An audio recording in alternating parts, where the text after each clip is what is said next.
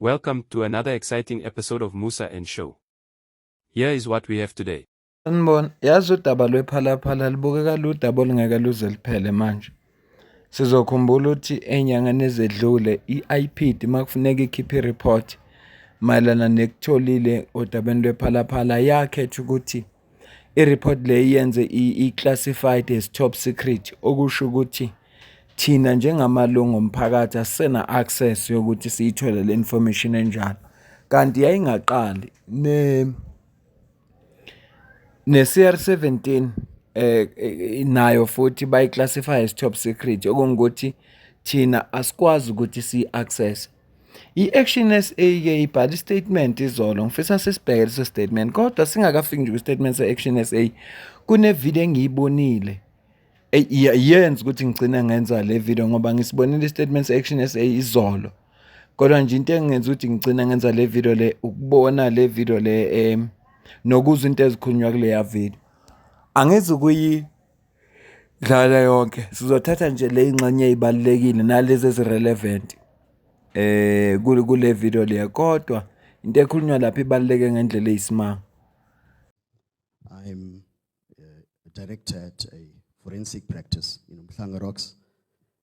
I'm also the lead practitioner on the well-publicized Tigwini municipality case involving high-profile political figures that you see on your screens. So the reports that you see that culminated in the racketeering charges against the esteemed erstwhile mayor and others was compiled by myself.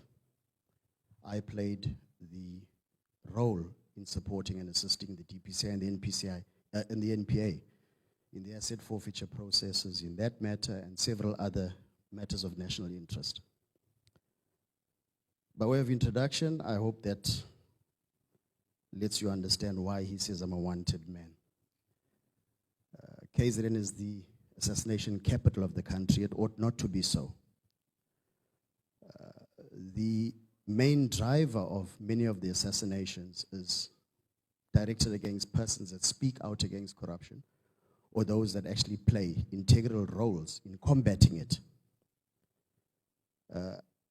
I hasten to think that exactly almost 10 years ago, Glenister waged a noble fight before the Constitutional Court. And Glenister, the victory that he won was on the back of a very difficult fight, a fight that talks to some of the stuff that was alluded to just now in dealing with the root causes of corruption and state capture in our country. Yabona ubhuti lo okhuluma la, into enhle aqale ngokuyenza ukuthi azazise ukuthi usebenzaphi, ukuze noma yini azoyisho sazi ukuthi uyithathaphi. Ayikho into enhle njengokuthi uma wenza research kwabake bafunda kuma-higher institutions of learning okunjenge-university noma i-college. Uma kune-assignment oyenzayo, kunala ofuneka uprovide khona ukuthi i-source yale information oyitholile, yale information oyiprovidele uyitholephi, okuyi-reference yakho.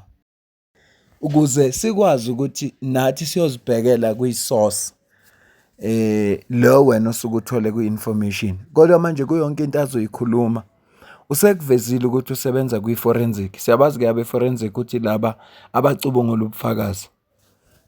Futhi nento eyenza ukuthi ngize ngigcine ngiyilalela ivideo yakho, usuke wathinta ukuthi lana uzokhuluma nge-root cause ye-corruption ne-state capture lesenzakalayo, ebesenzeka nesenzakalayo ngoba amazwi wakhe awazowasho, ngiyazi ukuthi akekawasho manje. So uma umuntu efuna ukukhuluma nge-root cause, ayikho inkinga ongayixazulula ungayazi imbangela yayo. Asikho isifo ongasilapha ungayazi imbangela yaso. Ikuthi nje sidalwa yini ukuze uzokwazi ukuselapha, ngoba uma ungayinqandanga lento yenza ukuthi isifo lesi sidaleke noma sibhebhetheke noma sithelelane kubantu, uzoselapha siphinde sibuye, uselapha siphinde sibuye. Kanti mawuthola imbangela yaso uyakwazi ukuzigwema lezo zinto. Ngakho-ke ngithe nje ngaphambi kokuba ngimcaphune kule zinto ezibalulekile engifuna zisho, kodwa angiqale ngale introduction yakhe azazise ukuthi ubani njengoba eseshilo washo ukuthi usenza forensic information eningi nokuboshwa kwemeya wishilo kangiyazi mina nabanye ama-politicians esiwabona ku-TV ne-corruption enziwayo lawo ma-politicians kodwa ukuthi into engifisa ukuthi ayichaze ukuthi kungani sigcine singawaboni lawo ma-politicians avele emthethweni egcine eboshwa njengathi sonke. Ngifuna ukwenza umzekelo kodwa-ke akusisi isikhathi esi-right sokuthi ngiwenze lo mzekelo manje, ngizowenza phambili. Ngiyacela-ke subscribe kwi-channel, ulike ivideo, ucommente, ushare, funa ukuza ukuphawula kwakho ebese-ke sikhuluma ngalolu daba kodwa into engizoyenza manje ngizodedela yena aqhubeke. We have enough law. We have impeccable systems. We have organs of state from the DPCI, from the NPA, to the various organs of state. We've got nice and effective policy frameworks that ought to deal with or equip the state with the mechanisms to deal with state capture. What I think people have missed from the Constitutional Court judgment in Glenister was the important finding of the court, which was the leadership structures or the organizational structure that deals with the organs and the agents of those organs that are tasked with combating corruption and state capture is misaligned.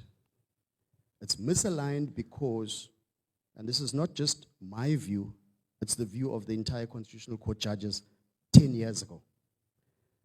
I'm disappointed that people haven't properly studied that judgment and then in looking at it, identified the root causes of why we still have state capture and corruption. Of the main causes are the fact that our governance system is such that your political party with the most power or the most votes determines who would take ministerial positions. Those positions are then occupied by political office bearers and not people with technical capacity in those specific fields. For example, we ask why is the NPA inefficient or ineffective in dealing with corruption?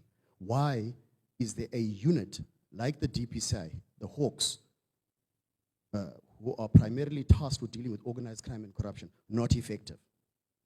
Glenister gave us the answer. We as society failed in a sense because we didn't go back and carefully look at what were the judges saying.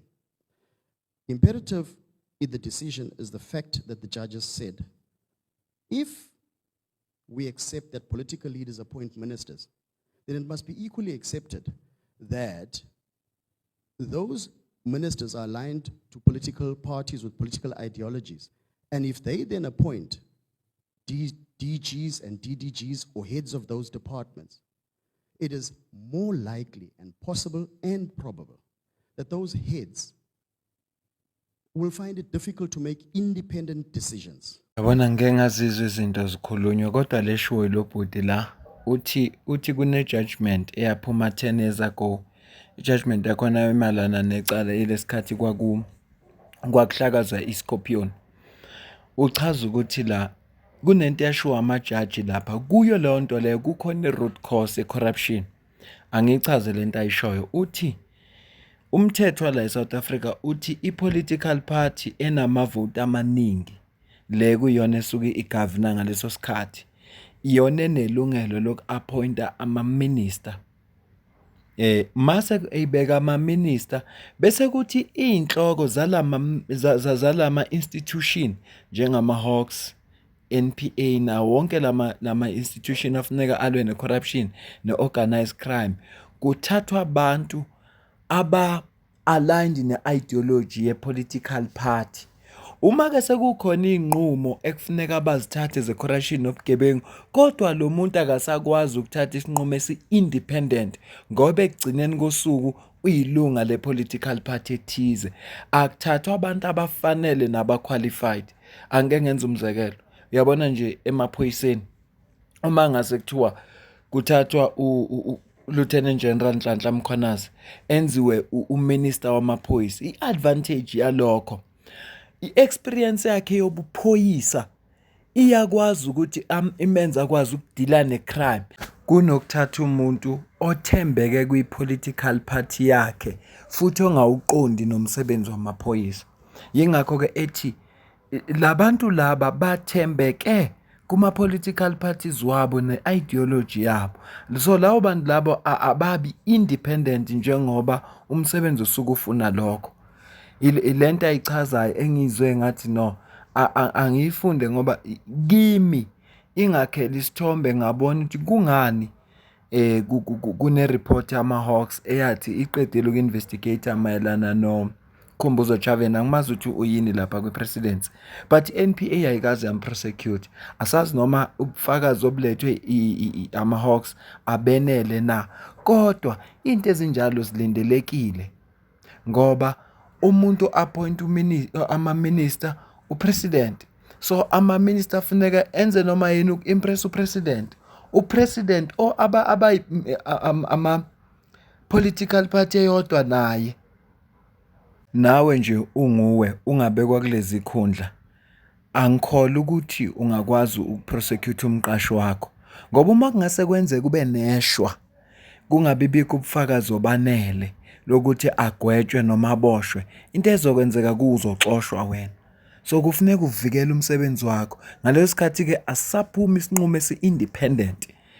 Angazi kodwa mhlampe ngiyimozwa kabi, ngiyacela ukuze ukuphawula kwakho kulolu daba ngoba ngizwe le nkulumo ibaluleke kakhulu.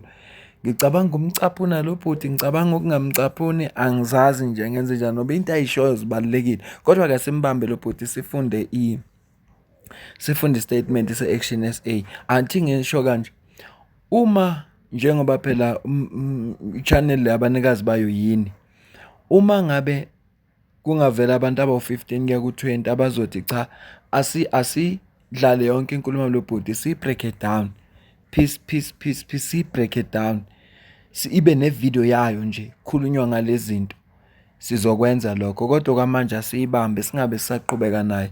Yena besazokhuluma mhlawumbe 5 minutes, kodwa-ke asiyibambe. Lokho ebengifuna engikuzwe kubalulekile usekushilo ukuqhubeka nakho. Mhlawumbe kufanele ukuzwe kodwa ngenxa yesikhathi angeke ngikhona. Asithathe istatement se-Action SA, kodwa uma nifuna siqhubeke nawo bhuti la ngizozwa ngani. Istatement lesi sibhale Action SA ngomhla ka-29 April 2025. Isihloko sithi Action SA submits PAIA request for IPID report on Phala-Phala. Sifundeka kanje, i-Action SA isubmite i-formal application last week in terms of i-Promotion of Access to Information Act okwi-PAIA ukuze ithole i-investigation, i-report ye-investigation eyenziwe nge-IPID mayelana nodaba le-farm ka-President uCyril Ramaphosa ePhala-Phala. I-Action SA ithatha nje lolu gxathu kodwa izinikele ukuthi ilithathe lolu daba iluse High Court uma isidingo sikhona.